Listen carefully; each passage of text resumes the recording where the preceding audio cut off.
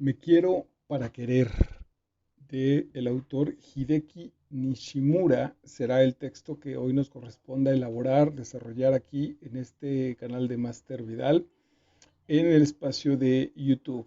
He leído el texto, lo he preparado y te voy a compartir algunas notas sobre el texto, algunas citas textuales del libro para intentar que reflexiones junto conmigo si lo que dice este tipo Nishimura es verdad o, en el mejor de los casos, que puedas ir al libro, revisarlo, meterte a profundidad en el libro y empezar a modificar tu existencia, que al final de cuentas de eso se trata, la relación con estas maravillas, cosas que son los textos literarios y en este caso de desarrollo personal. Particularmente en los de desarrollo personal pongo mucho cuidado, reviso con mucha delicadeza, con mucha profundidad, que las apuestas no sean gratuitas, que no sea un asunto nada más como muy barato de cambiar el ánimo, sino que tengan una profundidad, por qué no decirlo incluso científica, en tanto sus bases psicológicas, filosóficas, espirituales, sin duda alguna. Bueno, pues entonces hoy partimos de esta condición. Me quiero, yo me quiero o me amo, podríamos amplificarlo, para querer, para poder querer al otro, a mí mismo, al mundo. La base de esta situación está en quererme. Es una base complicada para nosotros en nuestra cultura latina, particularmente mexicana, católica o cristiana, pues porque está determinado nuestra mejoría como seres en la medida en que nos entreguemos a los otros y en la medida en que incluso pareciera que no hay interés sobre nosotros mismos. Mientras menos interés pudiéramos establecer por nosotros mismos, culturalmente pasamos como personas más buenas o más entregadas. Eso hay un montón de textos que aquí ya lo hemos trabajado, que para erradicar ese mito que tanto daño nos ha hecho y, y empezar en esta práctica como esta condición fundamental de aprender a quererme o amarme para poder querer a los demás, incluso como tal te decía, al mundo entero. Bueno, vamos a la primera, callar, que sería guardar silencio con respecto al mundo, y dice Nishimura, callar. En el interior se fraguaba la depresión, la tristeza, decir que no valía nada, en fin, no darme nada de amor. Era el antagónico de la autoestima. Eso trajo a mi vida personas que me veían como me sentía, por lo que tuve relaciones tóxicas, personas a mi lado que no me querían o tenían daños como yo. Tuve dependencia de personas, las amaba, las quería o eso pensaba, pero solo quería lo que sentía al estar con ellos. Atención con este punto, es muy importante. Quería la sensación que me daban, no literalmente como una droga. Por eso me parece que el asunto de llamarle dependencia es perfectamente claro. No me importa la persona como tal, me importa lo que siento de estar con esa persona. Entonces, las quería o eso pensaba, pero solo lo que sentía al estar con ellos. El placebo para no sentirme miserable y en soledad.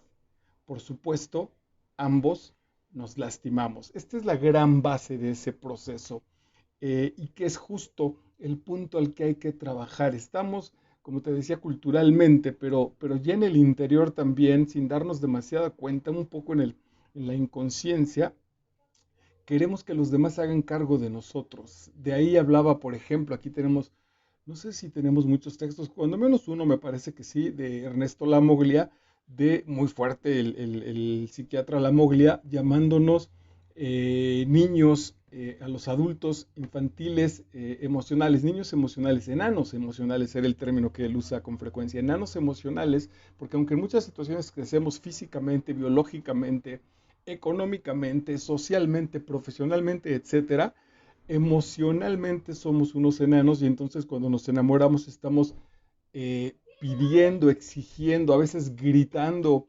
con escandalosas voces nuestra necesidad de que alguien se haga cargo de nosotros, de que nos amen, de que nos quieran. Y para eso en muchas de estas ocasiones, si la otra persona está igual de dañada con nosotros, que para empezar eso va generando un contexto y una atracción, solamente vamos a atraer lo que somos, vamos a atraer lo que pensamos, ese tipo de personas van a estar a nuestro alrededor. Si además de eso entonces los otros son abusivos, dijéramos de manera muy coloquial, se pasan de lanzas con nosotros, entonces sin ningún problema, por más que lo cuestionemos, tendemos nos vamos a poner de tapetes, nos vamos a poner de víctimas con tal de que no nos dejen, porque ese brutal dolor que viene desde la infancia y que también muchísimos textos aquí y en internet, sin duda alguna, se encargan de ese proceso, no queremos asumirlo, no queremos enfrentar esos fantasmas, no es más que esa situación de enfrentar esos fantasmas y como no deseamos repetir la posibilidad de volver a vivir ese dolor, preferimos cancelarlo. El amor propio, dice Nishimura, el amor propio se construye sobre la humildad, aceptando que somos seres imperfectos, aceptando que somos seres imperfectos, por más cancelaciones y expectativas que nos hayan puesto la familia, papá y mamá, que han sido los seres más importantes en nuestra formación, incluso estaban equivocados. Muchas de las expectativas que ellos han puesto sobre nosotros han sido a partir de sus propias frustraciones. No quiere decir que no amemos a nuestros padres, no cumplir con lo que para ellos justamente fue una frustración. El amor propio, dice pues, se construye sobre la humildad, aceptando que somos seres imperfectos y también reconociendo nuestro propio valor. El concepto de amor propio como una serie de acciones que te curan, te dan poder, te reconstruyen y abren nuevos aspectos, mundos y experiencias a tu alrededor y dentro de ti. Esas son las nuevas posibilidades que se generan o que genera el amarnos a nosotros mismos, el valorarnos en nuestra propia situación para nosotros mismos sin necesidad de los parámetros ajenos. Es la clave para la salud emocional. Atención, para esto también lo hemos trabajado en muchas otras cápsulas.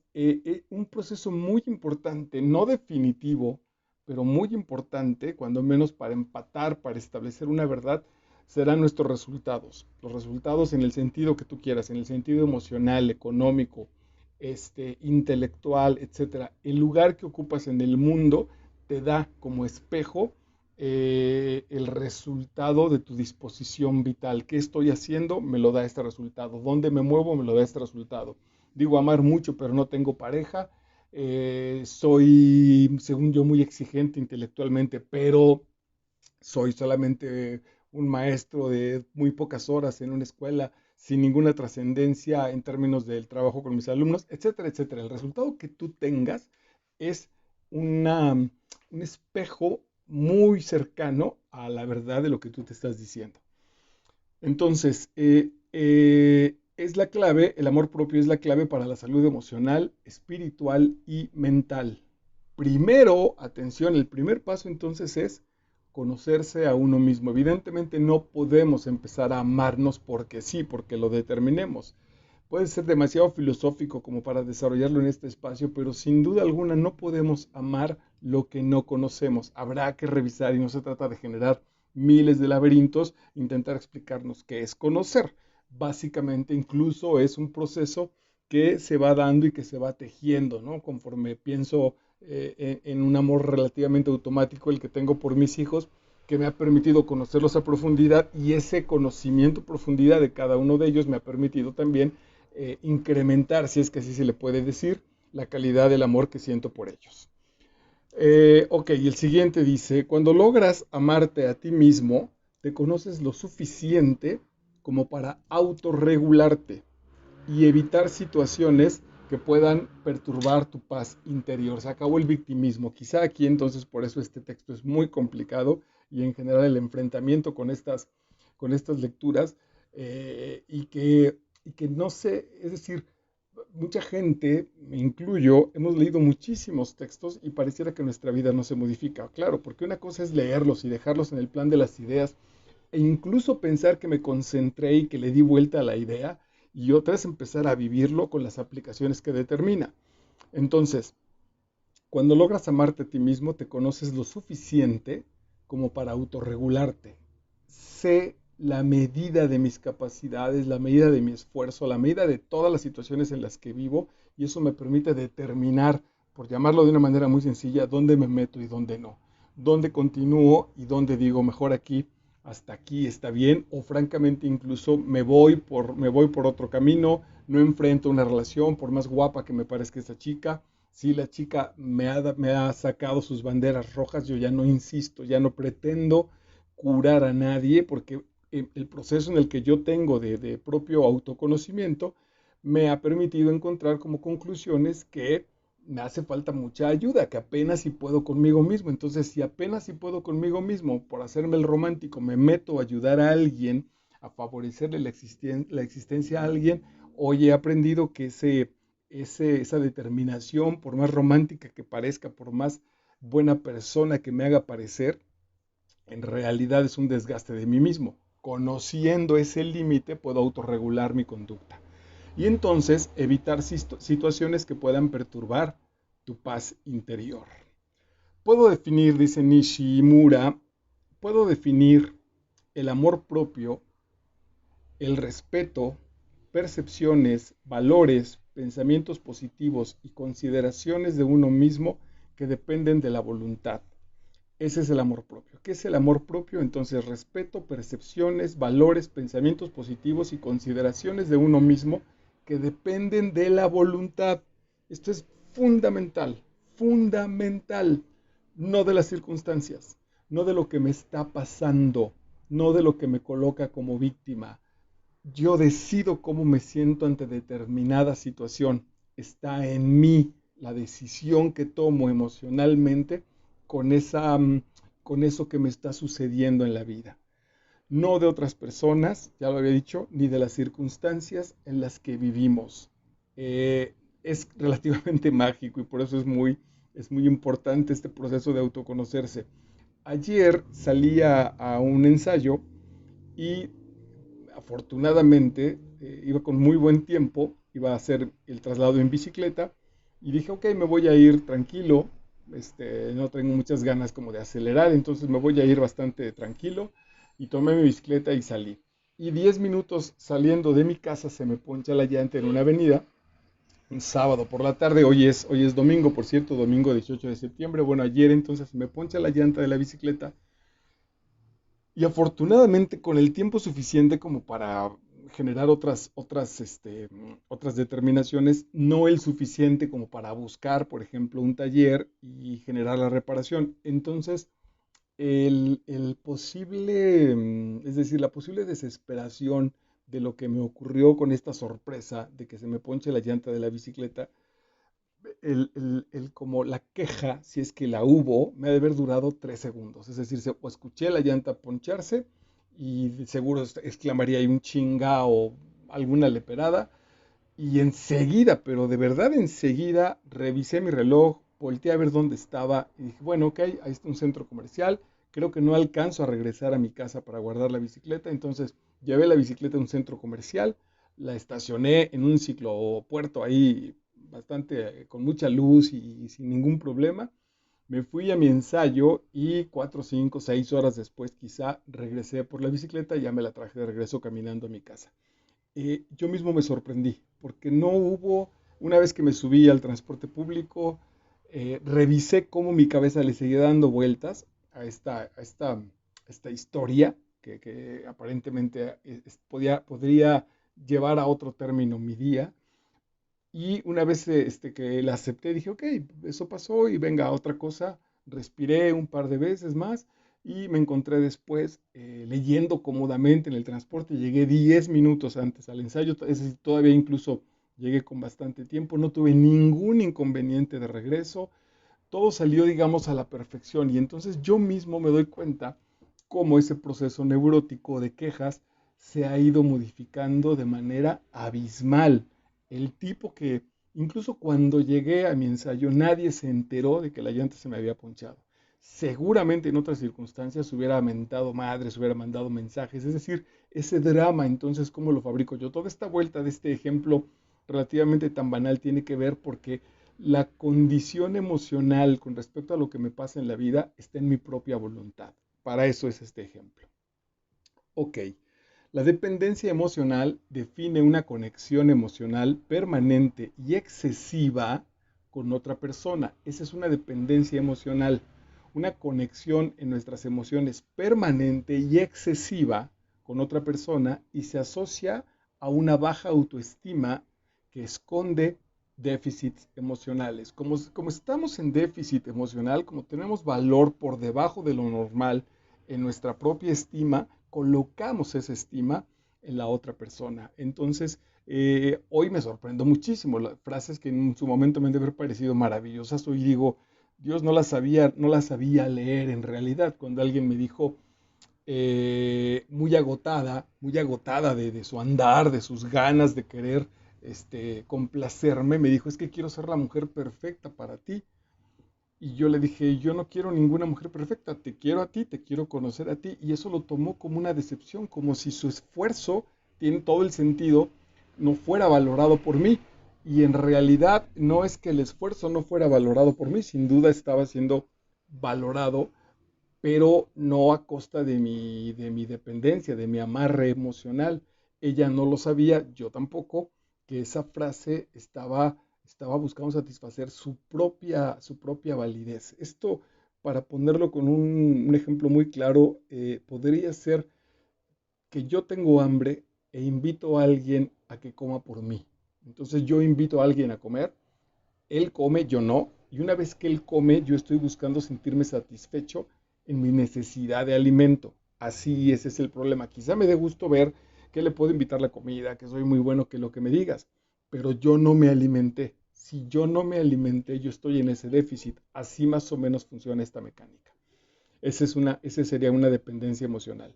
Una relación se considera tóxica cuando cause algún daño o malestar en una o ambas partes. Atención con la palabra, un daño o un malestar. El puro hecho de decir estoy mal, me siento mal con respecto al asunto de la relación, es que empezamos a poder determinar que vivimos en una relación tóxica, insisto, no como dependencia del otro, no como víctima, perdón, no como víctima del otro. Simplemente hay una vocecita que a mí me está diciendo, no estoy a gusto, no estoy del todo a gusto en la relación. Esa es una relación tóxica. Si alguien es incapaz de comunicarse directamente o utiliza el sarcasmo como mecanismo de defensa, es probable que estemos ante ataques pasivos. También culturalmente este es muy delicado porque somos una cultura, sí, somos una cultura que genera ataques pasivos, somos una cultura que da muchas respuestas sarcásticas. Eso determina autoestima baja, eso determina situaciones de chantaje, de manipulación. Recién pasé también con alguien que era una reunión de trabajo y esta persona se hizo simpática, se contó muchos chistes, etcétera, pero en el fondo estaba manipulándome. Digo manipulándome porque tenía que ver directamente con alguna cosa que yo estaba realizando. Entonces, era sarcástica, evasiva, no decía las cosas con claridad para cancelar mi trabajo en tanto que a ella no le estaba gustando, sin ser capaz de decir francamente, no entiendo o esto no me gusta.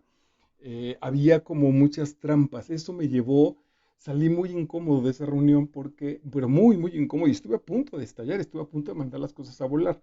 Saliendo afortunadamente tuve un diálogo conmigo mismo, con mi propio interior, con ese niño que normalmente se siente lastimado para explicarle un montón de cosas y quedar en paz, sobre todo conmigo mismo. Muchas de estas correcciones, incluso que esta persona me hizo, tenían sentido, son muy útiles, sin duda alguna.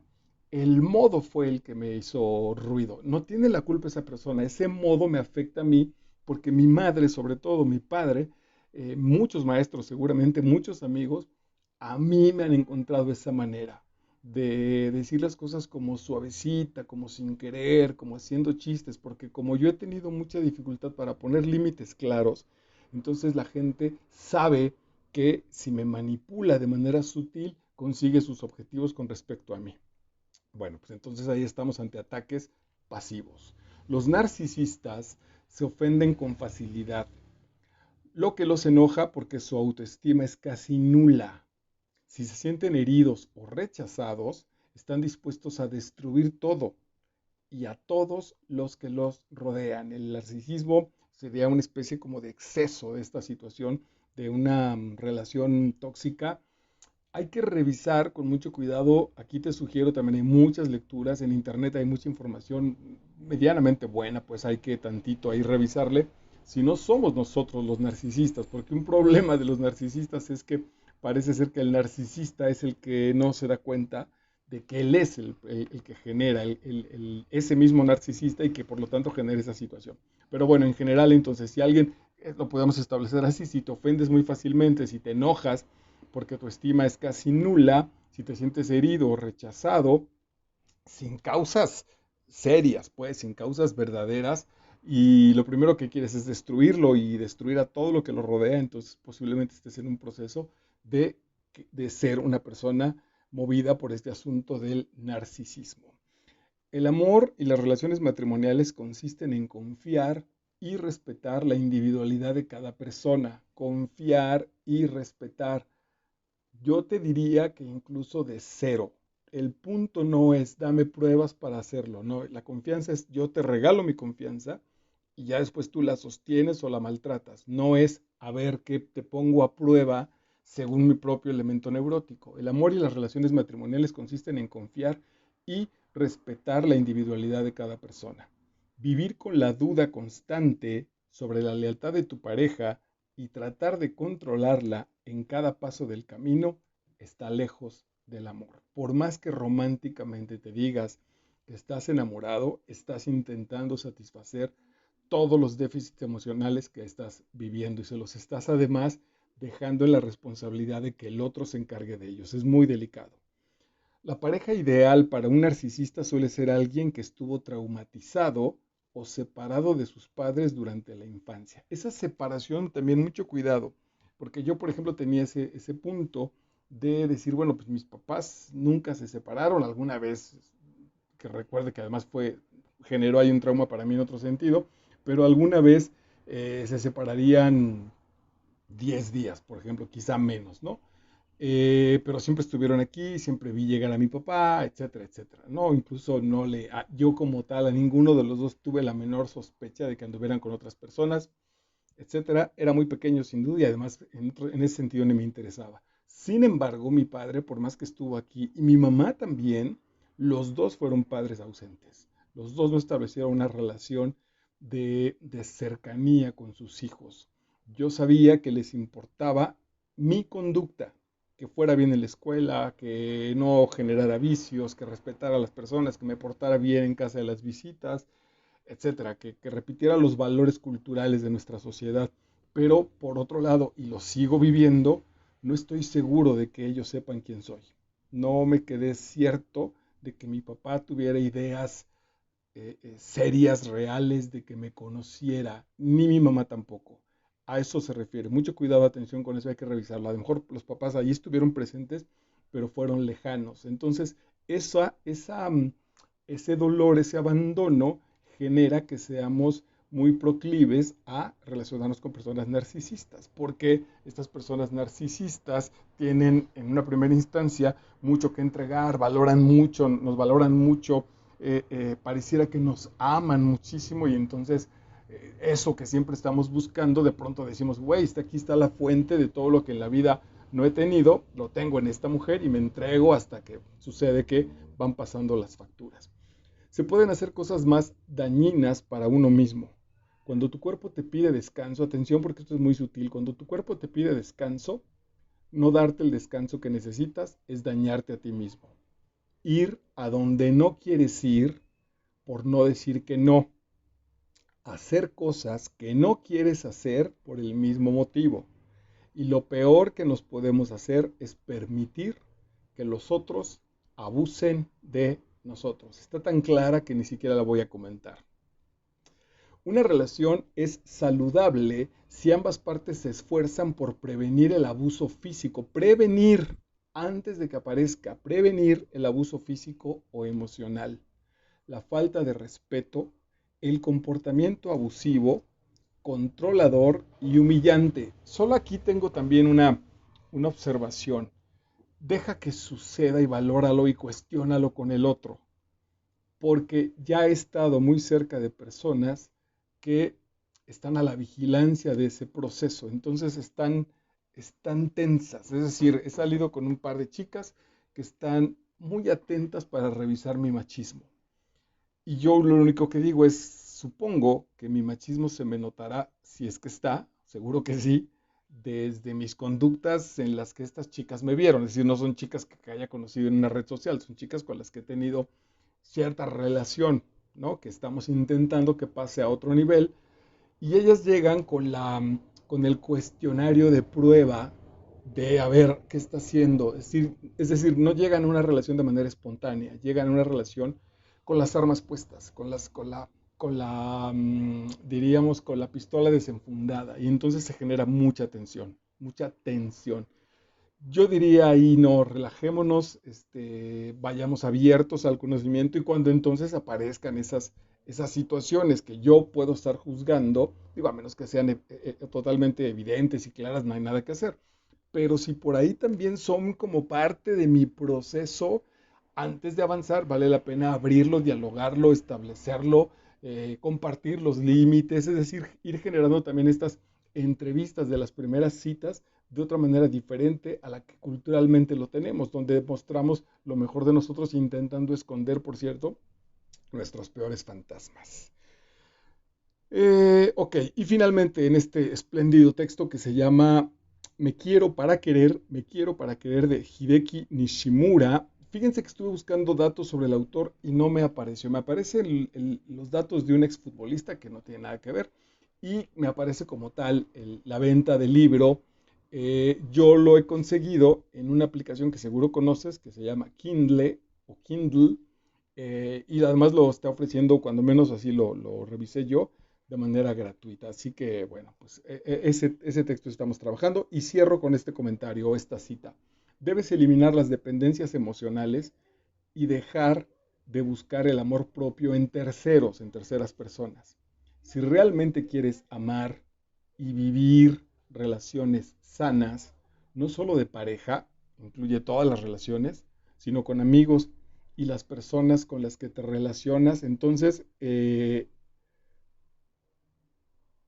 bueno, si quieres que suceda esto con cualquier tipo de relación, lo que hay que trabajar es eliminar las dependencias emocionales. Y finalmente entonces las dependencias emocionales se eliminan con, como dice el título del libro, con el amor por nosotros mismos. Vale la pena que entonces reflexiones este libro, lo leas con cuidado, con el espacio que requieres, subrayes, hagas tus propias notas, preguntes, dialogues sobre todo contigo mismo, que te apoyes en otros textos que puedan estar en este canal y que puedas conseguir, porque creo que es tiempo de empezar a generar mejores vidas para nosotros mismos. Soy Marco Vidal, estás en Master Vidal YouTube, estoy para servirte y nos vemos en la próxima entrega.